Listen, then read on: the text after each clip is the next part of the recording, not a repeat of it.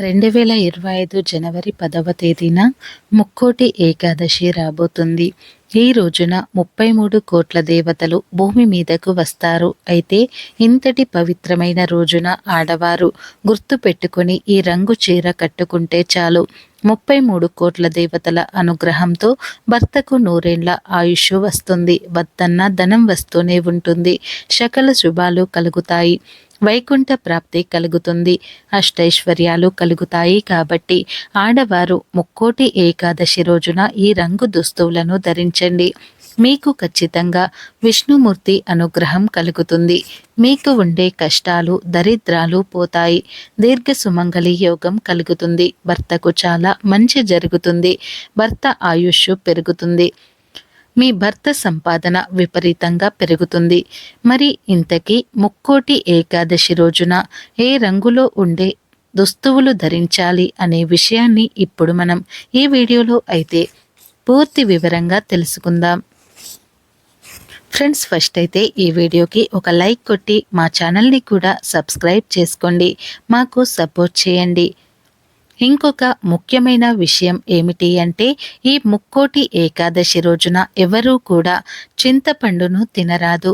ఈ రోజున ఉపవాసం ఉండవచ్చు, కానీ ఉపవాసం ఉండలేని వారు మాత్రం ఈ రోజున చింతపండు వేసి వండే కూరలను తినకూడదు. ఈ రోజున వంటలలో చింతపండులో వంటలు వండరాదు. చింతపండుతో చేసే వంటలు వండరాదు. ఏ రూపంలోనూ కూడా ఈరోజు చింతపండు తినవద్దు. కాదని ఈరోజు ఎవరైనా సరే చింతపండును తిన్నారంటే మాత్రం నరకానికి పోతారు. నరక బాధలు అనుభవిస్తారు. లేనిపోని కష్టాలు వస్తాయి. కాబట్టి ముక్కోటి ఏకాదశి రోజున ఎవరూ కూడా చింతపండును తినవద్దు. ఇది విష్ణుమూర్తికి ఎంతో ఇష్టమైన రోజు. అయితే ఈ రోజున ఇంటి మెయిన్ డోర్ దగ్గర ఈ ఆకును కడితే చాలు, మీ ఇంట్లోకి ఎటువంటి నెగటివ్ ఎనర్జీ రాలేదు. మీకు ఉన్న కష్టాలు దరిద్రాలు తొలగిపోతాయి. మీరు కోటీశ్వర్లుగా మారిపోతారు అని పండితులు చెబుతూ ఉన్నారు. ఈ రోజున ఇంటి గుమ్మానికి ఈ ఆకును కడితే మీ ఇంట్లోకి దైవశక్తులు వచ్చి సకల ఐశ్వర్యాలను కలిగిస్తాయని పండితులు చెబుతున్నారు. మరి ఏ ఆకును కట్టాలి అంటే మామిడి ఆకులు. మామిడి ఆకులు అంటే మామిడి చెట్లు అన్ని ఊర్లలోనూ ఉంటాయి. కాబట్టి మామిడి ఆకులు అందరికీ సులువుగా అందుబాటులో దొరుకుతాయి. మన సంస్కృతి సాంప్రదాయాల ప్రకారం ఎన్నో ఆచార వ్యవహారాలలో పాటు కొన్ని మొక్కలను సైతం దైవ సమానంగా భావిస్తారు. అలాంటి దేవతా వృక్షాలకు ప్రత్యేకమైన పూజలు చేస్తూ వాటికి ప్రత్యేకమైన స్థానాన్ని కల్పిస్తూ ఉంటారు. ఇందులో భాగంగానే మామిడి చెట్టును కూడా దైవ సమానంగా భావిస్తారు. ముక్కోటి ఏకాదశి రోజున పసుపు దారానికి మామిడి ఆకులను కట్టి ఆ తోరణాన్ని ఇంటి ప్రధాన గుమ్మానికి కడితే ఏమైనా వాస్తు దోషాలు ఉంటే అవి తొలగిపోతాయి. అలాగే ఇంటిలో నెగటివ్ ఎనర్జీ తొలగిపోయి పాజిటివ్ ఎనర్జీ అనేది దైవశక్తులు వచ్చి అన్ని శుభాలే జరుగుతాయి. ఇంట్లో దుష్ట శక్తులు ఉంటే తొలగిపోతాయి. అలాగే సకల దేవతల అనుగ్రహం కూడా కలుగుతుంది. అంతేకాదు, మామిడి ఆకులను చూస్తే మనసు ఎంతో ప్రశాంతంగా ఉంటుంది. ఇంట్లో ఉండే గాలి శుభ్రమవుతుంది. తద్వారా చక్కని ఆరోగ్యం కూడా లభిస్తుంది. ఇంట్లో ఉండే ఆక్సిజన్ శాతం పెరిగి స్వచ్ఛమైన గాలి మనకు లభిస్తుంది. ప్రేమ, సంపద, సంతాన అభివృద్ధికి మామిడి ఆకులు ప్రతీక. ప్రతి ఒక్కరి జీవితంలో చాలా ముఖ్యమైనవి ఈ మూడే. అందుకే మామిడి ఆకులను ప్రతి శుభకార్యానికి ఉపయోగిస్తారు. ఇది మన పూర్వీకుల నుంచి కాదు, మన పురాణాలలో కూడా మామిడి ఆకులకు ఎంతో ప్రాముఖ్యత ఇచ్చినట్లు గ్రంథాలలో ఉన్నాయి. మామిడి తోరణాలు ఇంటికి కొత్త కళను తీసుకురావటమే కాదు, ఈ ఆచారం వెనుక సైంటిఫిక్ రీజన్ కూడా ఉన్నాయి. శుభకార్యాల సమయంలో బంధువులు ఇంట్లోకి రావటం వల్ల ఎక్కువ మంది ఒకే చోట చేరితే ఇంట్లో గాలి కలుషితం అవుతుంది.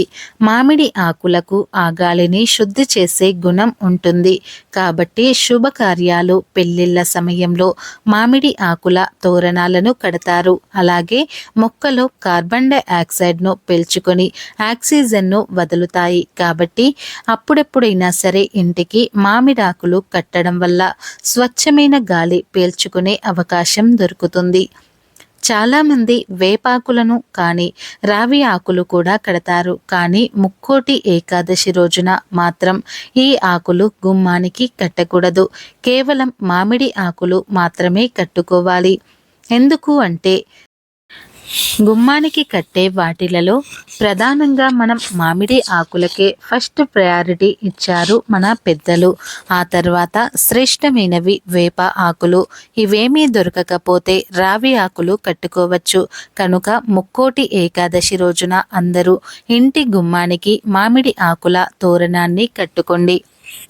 ఇలా కట్టుకోవటం వలన ముక్కోటి దేవతల అనుగ్రహం కలుగుతుంది. ముక్కోటి దేవతలు మీ ఇంటికి వస్తారు. పాజిటివ్ ఎనర్జీ బాగా పెరుగుతుంది.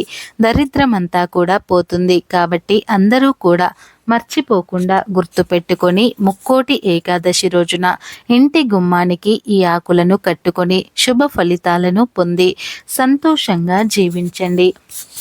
ఇక ఎంతో పవిత్రమైన ఈ ముక్కోటి ఏకాదశి రోజున ఆడవారు ఎర్రటి రంగులో ఉండే చీరను కానీ లేదా పింక్ కలర్లో ఉండే చీరను కానీ ధరించాలి. చీరనే కాదు, డ్రెస్సులు వేసుకునేవారు కూడా ఈ రంగులలో ఉండేటటువంటి డ్రెస్సులను వేసుకుంటే చాలా మంచిది. స్త్రీలు ఈరోజు ఈ రెండు రంగులలో ఏదో ఒక రంగులో ఉండేటటువంటి దుస్తువులను ధరించి గుడికి వెళితే ఇంట్లో పూజ చేసుకున్న ముక్కోటి దేవతల అనుగ్రహం లభిస్తుంది. దీర్ఘ సుమంగళి యోగం సిద్ధిస్తుంది. మీ కష్టాలు అన్నీ కూడా తొలగిపోతాయి. భర్తకు మంచి జరుగుతుంది. మీ భర్త ఆయుష్ పెరుగుతుంది. నూరేండ్ల సౌభాగ్యంతో ఉంటారు.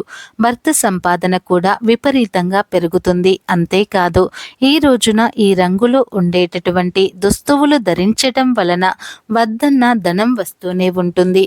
అష్టైశ్వర్యాలు సిద్ధిస్తాయి.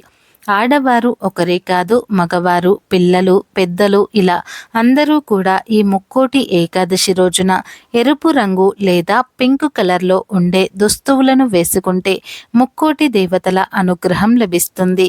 మీకు అంతా కూడా మంచే జరుగుతుంది. కాబట్టి స్త్రీలు గుర్తుంచుకొని ఈ రంగులో ఉండేటటువంటి దుస్తువులను ధరించండి. ఇక గాజులు ఏ రంగులో ధరించాలి అంటే ఎరుపు, ఎల్లో, గ్రీన్ ఈ మూడు రంగులలో ఉండే గాజులను అయినా సరే ధరించవచ్చు. ఈరోజు ఈ రంగులో ఉండేటటువంటి గాజులను ధరించడం వలన లక్ష్మీదేవి అనుగ్రహం కలుగుతుంది. కష్టాలు పోతాయి. సౌభాగ్యం సిద్ధిస్తుంది. ధన సమస్యలు రాకుండా ఉంటాయి. అపార ఐశ్వర్యయోగం కలుగుతుంది. ఇక ముక్కోటి ఏకాదశి రోజున ఆడవారు ఈ రంగు దుస్తువులను ధరించండి. ఈ రంగు గాజులను అంటే ఎరుపు, ఎల్లో, గ్రీన్ కలర్లో ఉండే గాజులను ధరించండి. ముక్కోటి దేవతల అనుగ్రహంతో సకల ఐశ్వర్యాలు సిద్ధిస్తాయి. ముఖ్యంగా ఈ ముక్కోటి ఏకాదశి రోజున లక్ష్మీనారాయణులను తులసి ఆకులతో లేదా తులసి మాలతో పూజించాలి. మీ పూజా గదిలో లక్ష్మీనారాయణుల ఫోటో ముందు తులసి ఆకులను పెట్టాలి. అలా పెట్టడం వలన జన్మల పాపాలు పోతాయి. కోటి జన్మల పుణ్యం వస్తుంది. కానీ ఎప్పుడైనా సరే తులసి ఆకులను పూజ చేసే చెట్టు నుండి కొయ్యరాదు. పూజలు చేయని చెట్టు నుండి కోసిన ఆకులతోనే పూజ చేయాలి. కనుక ఈ ఒక్క విషయాన్ని గుర్తుంచుకొని ఈ రోజున తులసి ఆకులతో స్వామివారిని అర్చిస్తే సకల పాపాలు పోతాయి. అలాగే ఈ ముక్కోటి ఏకాదశి రోజున పొరపాటున కూడా బెల్లాన్ని, ఉసిరికాయలను, నువ్వులను వేరే వారి చేతికి ఫ్రీగా ఇవ్వవద్దు. ఇలా ఇస్తే దరిద్రం పడుతుంది. లేనిపోని కష్టాలు వస్తాయి.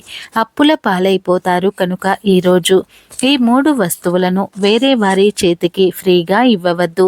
ఈ వస్తువులను బయట షాప్ నుండి కొని తెచ్చుకోవచ్చు. కానీ అప్పుగా మాత్రం కొని తెచ్చుకోకూడదు. అప్పుగా ఇవ్వకూడదు, తీసుకోకూడదు. కనుక ఈ విషయాన్ని అందరూ కూడా గుర్తు పెట్టుకోండి.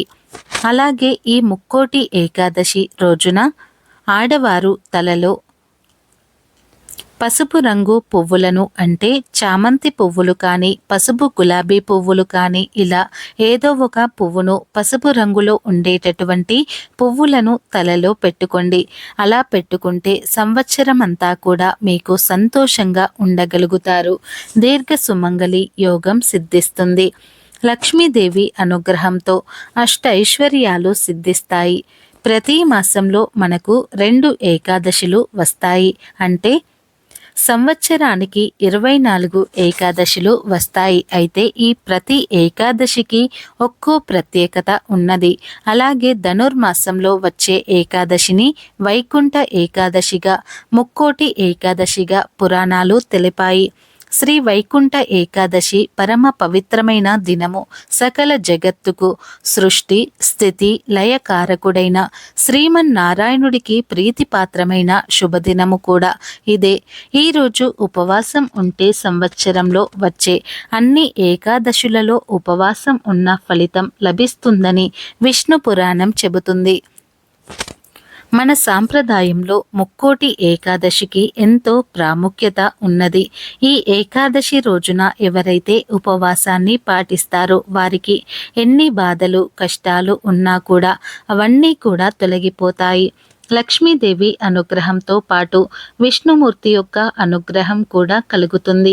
ఈ ఏకాదశి రోజున ఎవరైతే ఉపవాసం ఉండి రోజంతా లక్ష్మీనారాయణుల నామస్మరణతో గడుపుతారో అలాంటి వారికి లక్ష్మీదేవి యొక్క అనుగ్రహంతో పాటు ఆ విష్ణుమూర్తి యొక్క అనుగ్రహం కూడా తప్పకుండా లభిస్తుంది. అలాగే ఈ వైకుంఠ ఏకాదశి రోజున తులసి చెట్టు మొదట్లో నీళ్లు పోయకూడదని శాస్త్రం చెబుతుంది. అలా పోస్తే లేనిపోని కష్టాలు వస్తాయి. ఈ ఏకాదశి రోజున తులసి చెట్టు మొదట్లో నీటిని కాకుండా 3 చుక్కల పాలను పోయటం వలన ఆర్థిక సమస్యలు తీరిపోతాయి. లక్ష్మీదేవి కటాక్షం కలుగుతుంది. ఎందుకు అంటే ఈ రోజున లక్ష్మీదేవి కూడా ఉపవాసాన్ని పాటిస్తుంది. అందుకే లక్ష్మీ స్వరూపమైనటువంటి తులసి చెట్టు మొదట్లో ఈ రోజున 3 చుక్కల పాలను పోయాలి.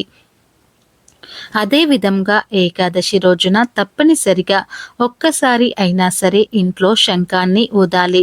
శంకు శబ్దం ఎక్కడ ఉంటుందో అక్కడ లక్ష్మీనారాయణులు కొలువై ఉంటారని శాస్త్రాలు చెబుతూ ఉన్నాయి. కనుక ఈ రోజున ఒక్కసారి అయినా సరే ఇంట్లో శంఖాన్ని ఊదండి. ఒకవేళ మీ దగ్గర శంఖం లేదు అనుకుంటే లేకపోతే ఏకాదశిలోపు కొని తెచ్చుకొని పూజా గదిలో పెట్టుకోండి. ఏకాదశి రోజు ఆ శంఖాన్ని ఒక్కసారి ఊదండి, శుభాలను పొందుతారు. మా వీడియో నచ్చితే లైక్ చేయండి, షేర్ చేయండి. అలాగే కామెంట్ బాక్స్లో ఓం నమో నారాయణాయ అని తప్పకుండా